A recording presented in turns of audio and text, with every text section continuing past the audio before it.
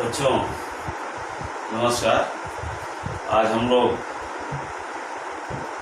व्याकरण के अंतर्गत समास पढ़ेंगे। तो समास के बारे में इसके पढ़ने से पूर्व ये जान लेना जरूरी है कि समास का शाब्दिक अर्थ होता क्या है। तो समास का शाब्दिक अर्थ होता है मेल, मिलाप या संक्षेप में। तो समास का शाब्दिक अर्थ है, लिखते जाइए आप लोग, समास का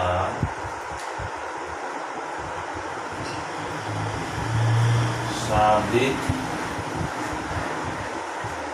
अर्थ है मेल, मिलाप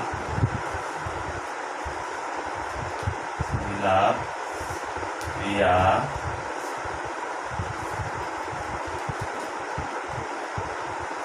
संक्षिप्तीकरण।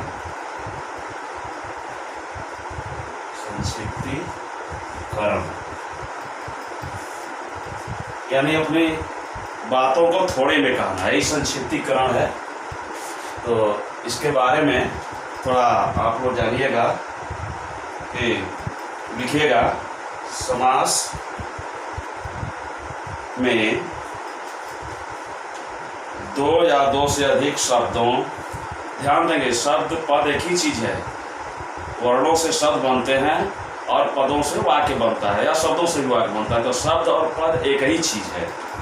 तो अधिक शब्दों का मेल होता है और संधि में वर्णों का मेल होता है और समास में शब्दों का मेल होता है।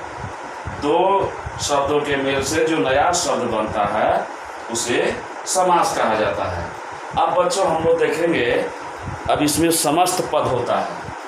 तो समस्त पद, हेडिंग डालिएगा आप लोग, समस्त पद।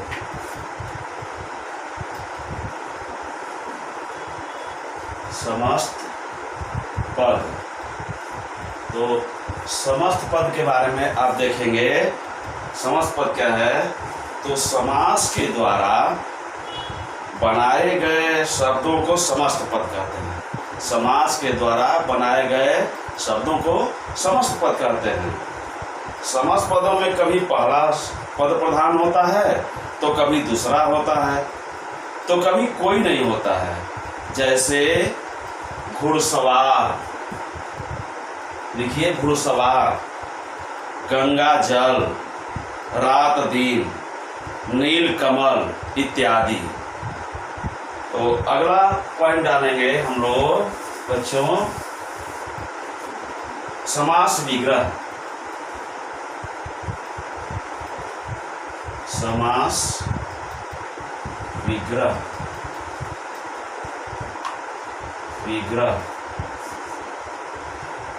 समास विग्रह। तो समास विग्रह को समझना है आप लोग थोड़ा सा। तो समास विग्रह में बने समस्त पद को अलग अलग करने की प्रक्रिया को समास विग्रह कहते हैं। समास पद में समस्त पद को अलग अलग कर देंगे उसको, तो ये समास विग्रह है। विग्रह करने पर दोनों पद अलग अलग हो जाते हैं तथा उनमें विभक्ति आदि लगा दिए जाते हैं। जैसे देखिए आप, जैसे हो गया घुड़सवार,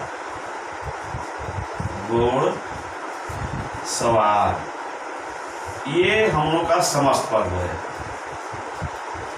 समस्त पद है, ये हमारा समस्त पद हो गया। तो इसको करेंगे, क्या करेंगे? घोड़े पर सवार। घोड़े पर सवार, घोड़े पर सवार। और भी कर सकते हैं, गंगा जल, गंगा जल। तो इसका लिखेंगे, इसमें गंगा का जल, गंगा का जल, गंगा का जल।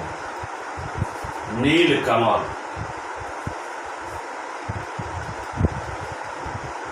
नील कमल, नील कमल, तो नीला है जो कमल।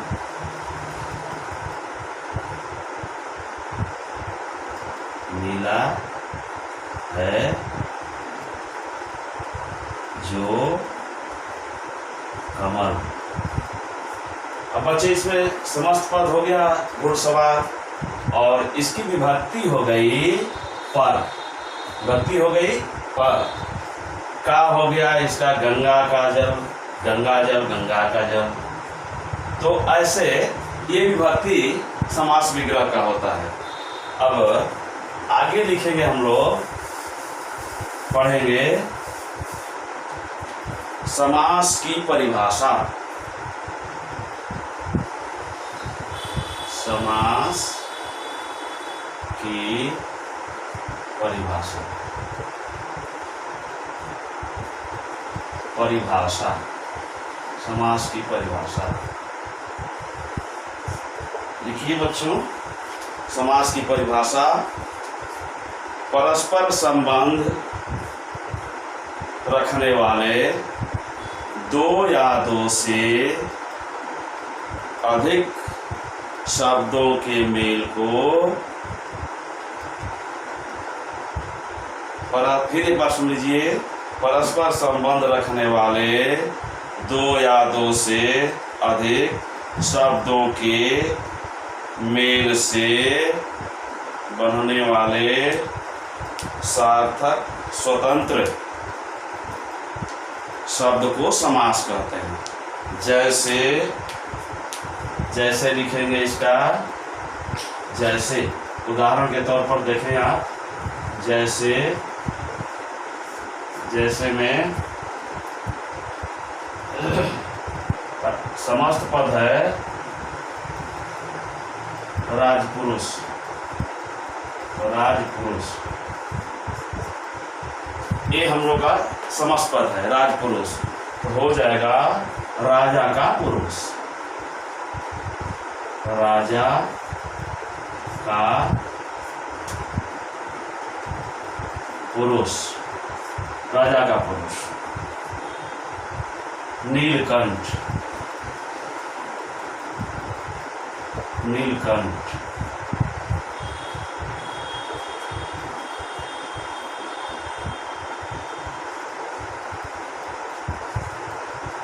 नील प्लस कंठ हो जाएगा पीतांबर,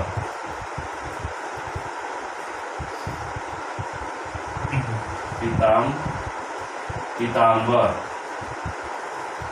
बराबर पीत प्लस अंबर।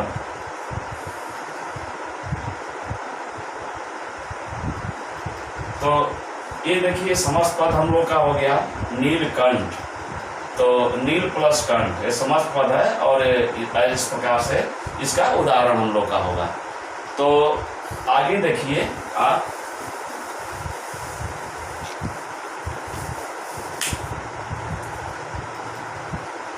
इस प्रकार से होगा। तो बच्चों हम लोग देखेंगे इसके भेद देखेंगे हम लोग, कितने भेद होते हैं।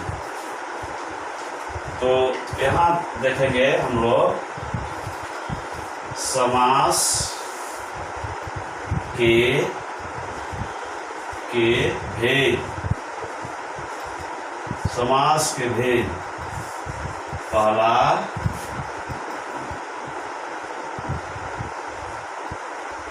तत्पुरुष समास,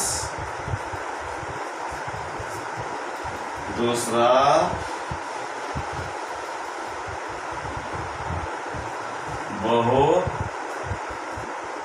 बहुव्रीहि समास, तीसरा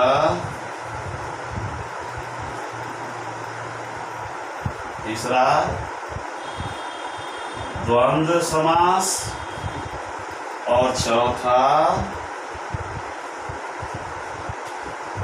अव्ययी भाव समास। ये 4 प्रकार के हम लोग के समास रहे बेटा। तो अब अगली कक्षा में, अगले पीरियड में हम लोग इसके बारे में सिलसिलेवार नंबर से पढ़ेंगे। Thank you.